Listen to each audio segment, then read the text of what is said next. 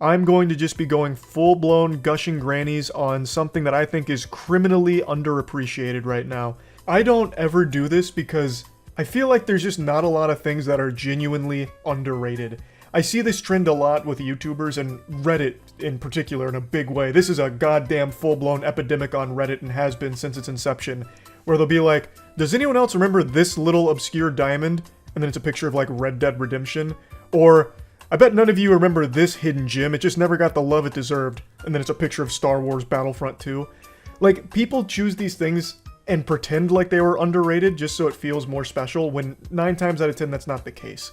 So when I talk about something being underrated, it's something that I genuinely feel most people aren't talking about, haven't talked about, or maybe don't know about, or maybe they forgot about. So that's today's topic, because there is a show that just finished for the season that I really feel most people let slide under the radar for some reason. And I just think that's such a shame, because it does something I've never seen a show do before, which is taking a huge risk in changing everything about it in a big way. And it worked off magnificently if people had only given it a chance. Now, the show I'm talking about is probably one you have heard of because season 1 was huge. It's an anime called Vinland Saga. This is an Amazon exclusive one, and it absolutely slaps. It's the story of a Viking on a quest for revenge, and he travels along with the man who kills his father, hoping to kill him at some point. And it's a lot deeper than that, but that's the gist of it. It is such a well-written show with perhaps one of the best villains in all of anime, and it could even be argued that the main villain isn't even a villain. So Askeladd is who I'm talking about, and he is just beautifully written, an incredible character. He's at some times your comical mustache twirling, I will behead you for the sake of entertainment, ha ha ha, kind of villain. But then other times they give him so much depth to give context to that side of him, and it's just really impressive what they've done with that character. Thorfinn is arguably the protagonist, but it's hard to say because I also could say Askeladd is the actual protagonist of the season. It's just a really great dynamic between Thorfinn and Askeladd, and I think both characters are really, really strong, especially Askeladd. The whole season, I was worried it would drag, but at no point does the season ever drag. There is a lot of action, but there's also a lot of just characters scheming, talking, you getting to know the characters, their environment, their time period, their morals, their ideals. It's a lot of actual character development and depth as opposed to just Vikings ripping tits off and slicing cock.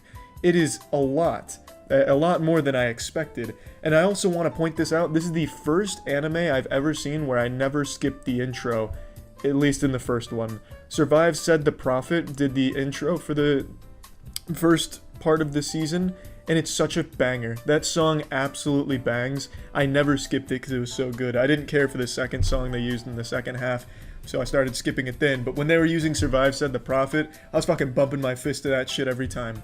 It was just a really, really great show, and I really enjoyed it. The animation was top-notch. When there was a fight, it was really well animated. I didn't think at any point that it felt cheap. There wasn't any times where it was, you know, a still image with a moving camera, like One Punch Man Season 2 or some shit. It really felt very full of passion, and like they wanted to come out here and make something memorable, and I think they absolutely did. I think Vinland Saga is one of the strongest of the season. I don't know, it's just a really, really great show that I highly recommend. And this is one of those that I'd recommend to people that don't like anime. It has great gory action with actual cool choreography in it. It has great character development and writing across the board. Sometimes it has some really goofy anime tropes, but I don't think it's that big of a deal, and especially with how scarce they are in this. It's just really, really enjoyable. I have nothing but compliments for Vinland Saga. It is really enjoyable, so plugging Vinland Saga into the moist meter, I'm giving this bad boy a fat 90% again. The only reason I wouldn't give it a 95%, I'm going to go ahead and justify that, is because I can see why people would maybe lose interest in the historical aspect that they try and capture at some points. Because, again, a lot of it is like there's this priest who just likes to get drunk and talk about love. I can see some people getting very turned off by that. So I can definitely see some negatives some would have. I didn't have any personally, but looking at it through other perspectives, I can definitely see some parts of this dragging for some people, because there is like 3 episodes of just straight walking across some terrain and characters talking about love and what it means to be a warrior, and to some people that's not the most entertaining thing in the world, but I think it is an extremely strong show that I enjoyed from start to finish, and I kept waiting week by week to see what the next unveiling in the show was. There's also a character, Thorkel, who has a lot of depth that you don't expect, because in the beginning he's just this giant fucking monster man that just seems devoid of all intelligence, but by the end of the season you see a lot of different sides of him, and he is a lot more than meets the eye. Vinland Saga Season 1 was up there with Demon Slayer in terms of how talked about it was. And it's a show that gets my dog excited too, isn't that right, Tetra? I know, it's a banger. It is a banger, I know. And everyone liked the season of Vinland Saga. First season was a smashing success, and season 2 was rolling around with people hyped for it. But after a handful of episodes, the vast majority of people just dropped it, abandoned it, and never went back and forgot about it. In the wise words of Call of Duty Modern Warfare, 50,000 people used to love this show. Now it's a ghost town. And I feel like that's absolutely sinful. Vinland Saga Season 1 and Season 2 is night and day. Season 2 is absolutely nothing like Season 1, which I imagine is why most people dropped it, because I don't even know why I'm speculating. That is why most people dropped it, because a lot of them called it boring. Season 1 of this show is very action-oriented.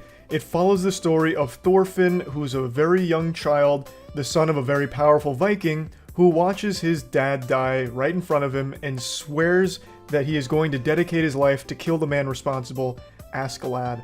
And he joins Askeladd's team, perpetually training to be strong enough to kill him, because Askeladd is a very strong warrior, and Thorfinn needs to train hard in order to get that revenge. So season 1 is all about Thorfinn training to kill Askeladd. It's a story of revenge at any cost. He dedicates his life from the time where he's a child to the time where he's a young adult, just killing. He's killing for Askeladd and part of his crew in order to get the experience, become strong enough to finally eventually kill Askeladd to avenge the death of his father. And all of season 1 is very focused on this relationship between Askeladd and Thorfinn. It's a really well-written show. It's not just mindless action. They are great characters. I still think Askeladd is one of the best villains anime's really ever seen, and he was only here for 1 season. I don't want to get into spoilers, but in order to talk about why season 2 flopped for so many people, I have to. So, spoiler warning, season 1 ends with Askeladd dying, and Thorfinn was not the one to kill him. So this leaves a void in the soul of Thorfinn because he spent his whole life with one goal in mind. He is actually just he is a single-celled organism, and that cell is fucking vengeance. He wants to kill Askeladd no matter what. That was his whole reason for existing. And now, he watched Askeladd die and he didn't get to do it. Thus, he'll never be able to actually avenge his father. It also leaves him feeling more confused than I was at the end of Inception. He spent his whole life just trying to kill Askeladd, wanting to kill Askeladd, but he also spent his whole life with him, training with him, eating with him, battling with him. It kind of became like Askeladd was his father figure. So he was also just kind of heartbroken to see him die as well. So it was a whole wave of conflicted feelings on everything, and Thorfinn was broken from it. Season 1 ends with that.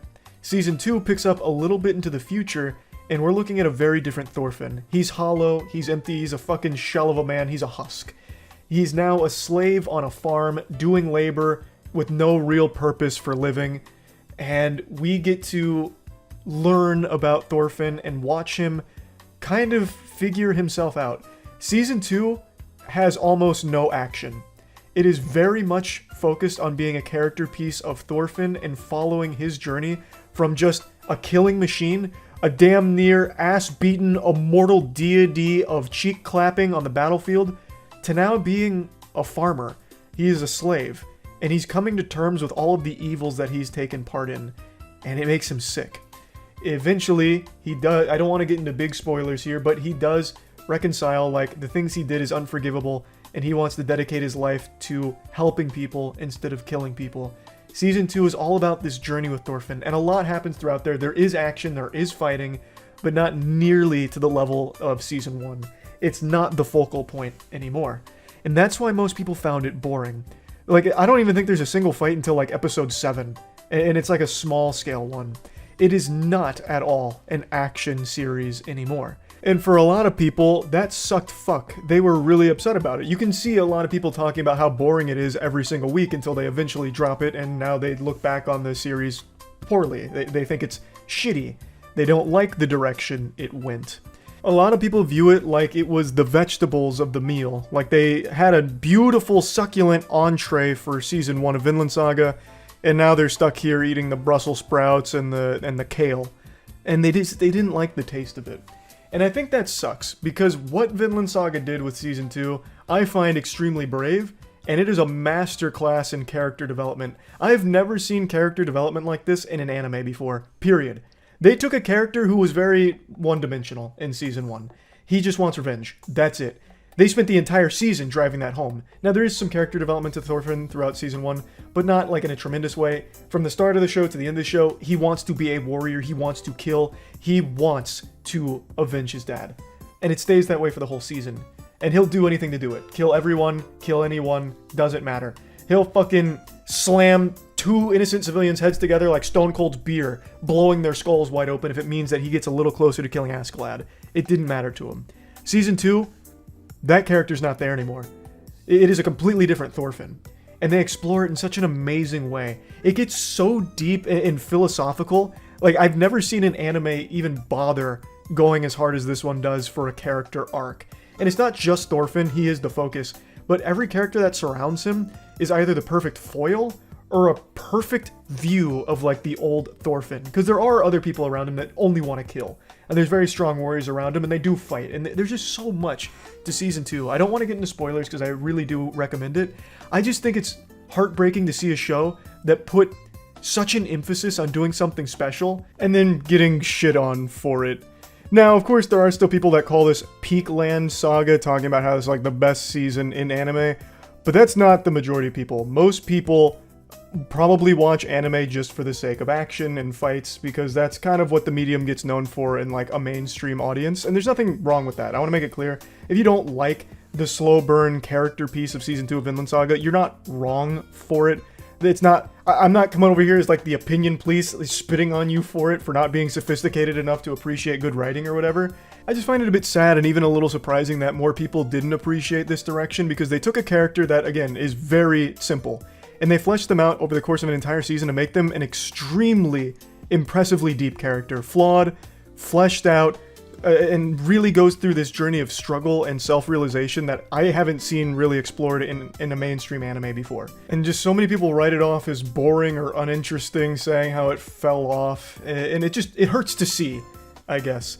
I think season 2 of Vinland Saga is extraordinary. I love season 1. I still think the action in season 1 is absolutely fantastic. And there is action in season 2, and I think it's good. I think they still do a great job with it, but again, it's very rare. And when the action is there, that shit is still slapping. But again, that is not what's front and center here. I really appreciated the risk they took, because they didn't just take a risk and then fall flat on their face. I really think they nailed it. I think they absolutely fucking crushed it. It is a beautiful character piece.